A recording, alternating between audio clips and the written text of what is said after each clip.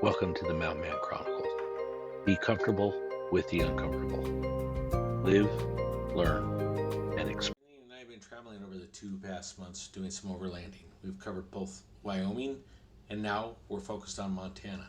This trip took us through many states, including a focus on Montana, where we explored the Bozeman and Boulder, Montana areas. In our exploration, you'll see here that we saw many things. We're going to go over ghost towns that we've seen. We've also saw kilns in different areas. We also experienced some areas where both of us had to learn to be comfortable with the uncomfortable.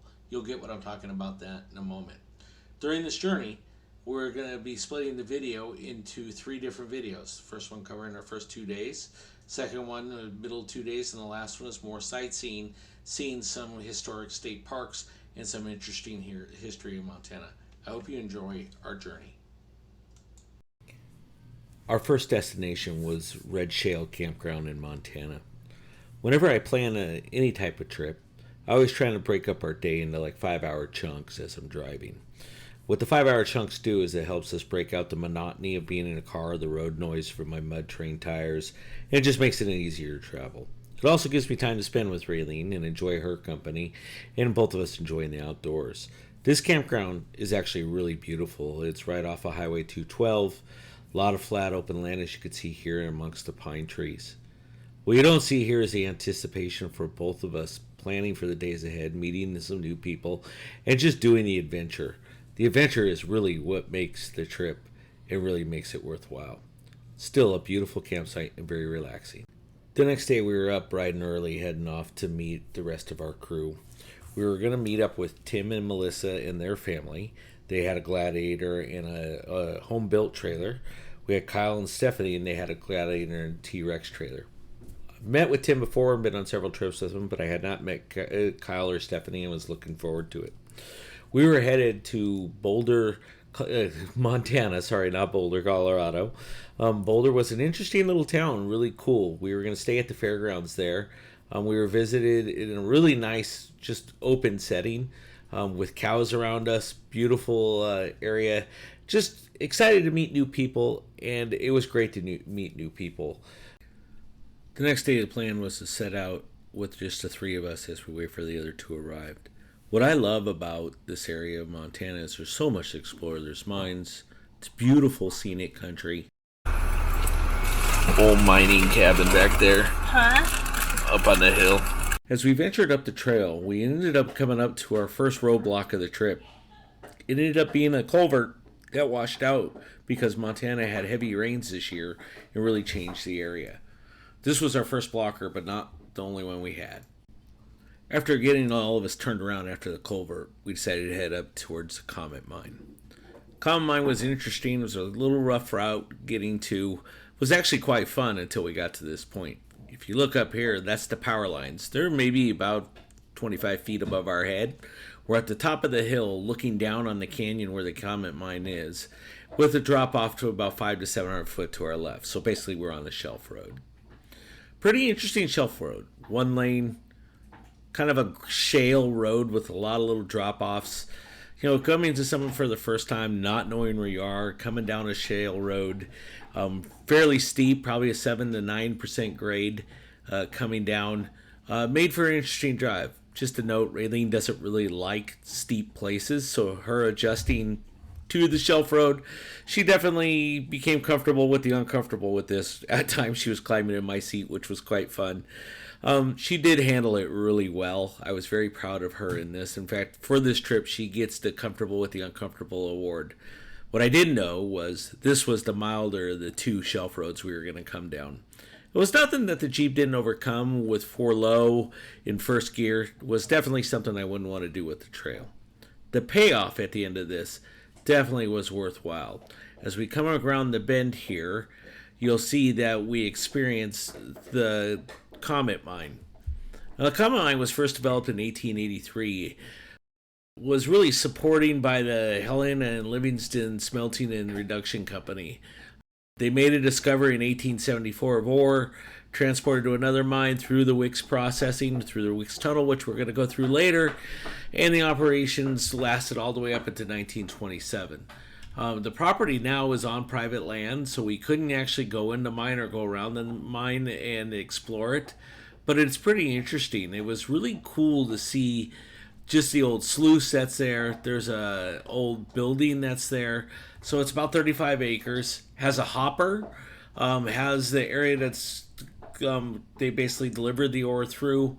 Was really just really neat to go through this old place and kind of see what it was like and how it was set up. It was the first of two mines that we visited that day, and well worth just the trip through it. Some of the unique things about this whole area is all the ore in this area had to get through, and it's basically a long way around, which was about a 4 to 5 hour horse or wagon buggy ride. So they ended up digging through the Wickes Tunnel. The Wickes Tunnel is going to be coming up later in this video, where we go through actually several times. The Wickes Tunnel was a lot of fun going through. We enjoyed it. It was fun both for us. I think it was even more fun at times for Tim's children. They had an outstanding time going through it. Really cool place. Very interesting to see. A lot of history in this whole area. That's one thing Montana did not have a shortage of in this trip. Was the history, was the exploration. I do want to go back and just explore it more. We were here for 10 days, and 10 days just did not do it justice. A little further up the road, we came across the smelter, which you'll be seeing here in the next pictures. The smelter was pretty interesting. The Comet mine was actually surveyed and plotted in 1876. The first post office opened the following year. By the 1880s, the Comet and Wickes had combined to 300 people.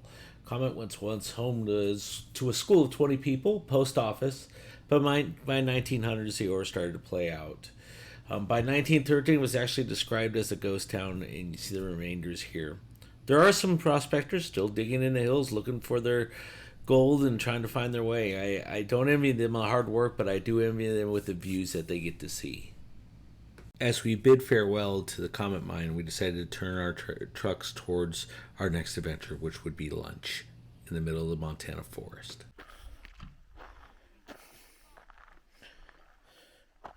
Stop for a nice lunch. Cut some wood for tonight's camp. There was 3, soon to be 4, 5. All nicely equipped gladiators. Overlanding.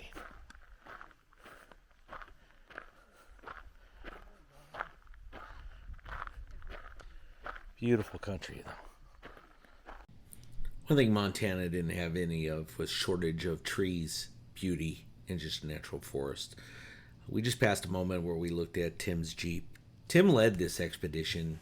He's actually led 2 of them with me. Now I'm going on a 3rd with him. Putting together a plan for a trip, getting everybody, herding the cats, making sure everybody's aligned, introducing new people to each other, organizing it, being flexible is no easy task. And I have to say, honestly, Tim executed this well.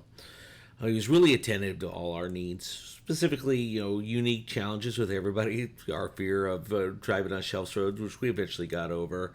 Having time for lunch, making sure that we weren't just driving from one destination to the other, that we were taking time to pause, enjoy the forest, enjoy the trees.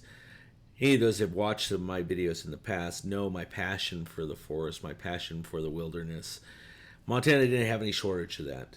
It was great. You'll see here guys out cutting wood where they're enjoying it, again, preparing for camp. We were all, kind of doing our own thing, really. Was out going for a walk. I went for this walk just to take a look around to see everything. It was beautiful. I could see why they called this Big Sky Country. After lunch, we all decided that we would start to head back towards camp to meet Ian and Taylor. The idea was to meet them later in the day, base camp, which is essentially what we did today and the following day, and then head out on our overlanding adventure for the next 7 days. You'll see us coming up this hill. So put the Jeep to a good little test. Got to articulate a little bit. It was actually kind of fun. Nothing too challenging. You got to see it was really kind of the first time I've really ever, believe it or not, hard or overlanded or off-roaded the Gladiator. I'm riding some ruts, climbing it up there. After we did this part, we headed off to the Wickes Tunnel and ended our day. It was an outstanding adventure. You'll see both myself, the Gladiator behind me climbing this hill, really looking at have a good time. Kyle's Jeep actually does a very good job on this section. No problems at all. We both just was just a little fun, having fun out on the trail, enjoying it as we're heading back to run the Wickes Tunnel. As we headed through this part, we soon entered the area of Wickes Tunnel. Wickes Tunnel is a cool area. It originally started in like the 1870s to connect the mining town of Amazon and the other mining town of Wickes. The idea was to build a railroad tunnel through here so they could pass ores back and forth through to the smelters. By the time 1883 to 1890 came around, ore started to slow down. You'll see here as you look at this, the tunnel has two big wooden gates. Wooden gates were there originally. A 6,000 feet tunnel, almost a little over a mile. They'd close the doors during the wintertime back in the old days to prevent the snowdrifts from entering in. Also kept the air at a constant temperature that prevent from ice from filling up. Nowadays, ice does fill in the tunnel. If you look online, you'll see where people actually go in there and actually ice climb during the wintertime. During our adventure, we're going to venture through. We had to wait for these ATVs to pass through so we could take our turn to run the tunnel. Here we go. Tim, are you staying in 4 low or are you going to 4 high? I'm going to stay in 4 low. I'm just going to try and maintain a certain speed. When we get to the middle, we'll stop, sit right back, show you how dark it is in here.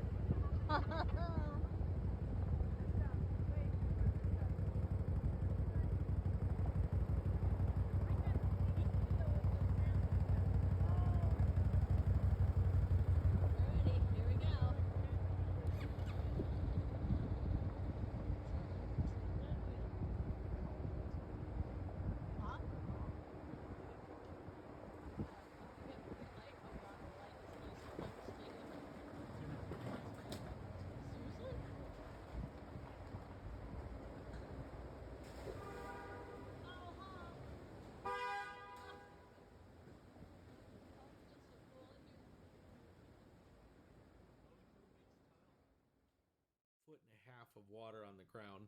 Came up a little over hub deep. At some points, this is our first time going through, so we didn't know what it was going to be like. So we were told, the water's mild, and you do start out with water being mild. Water quickly got deeper, came up beyond hub deep, right to the bottom of the doors. But from what Tim was saying last year when he ran it, the water was much deeper. You'll see in these videos we had a lot of fun. We actually ran this 2 days because it was so much fun. There is some obstacles at the end. There's woods floating in the in the tunnel, and that wood has nails in it. So we had to do a little avoiding there. Kyle unfortunately caught a valve stem in the past, so he was a little concerned that he would do that again, and was potentially just worried about wrecking the trip for the rest of us. When Tim first talked to me about going through the Wickes Tunnel and going out here to explore, I was excited, to say the least.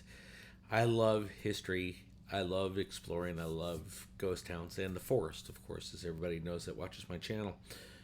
But the key here was just the chance, and Tim put it best when I talked to him about it. How often do you get a chance to go through a tunnel in the middle of the forest that connected two mining towns in the 1800s? And God knows, with all the traffic that this is starting to see, how much longer it's going to be open. You know, of course, we always practice tread lightly. We always practice where we don't encroach on other people's property.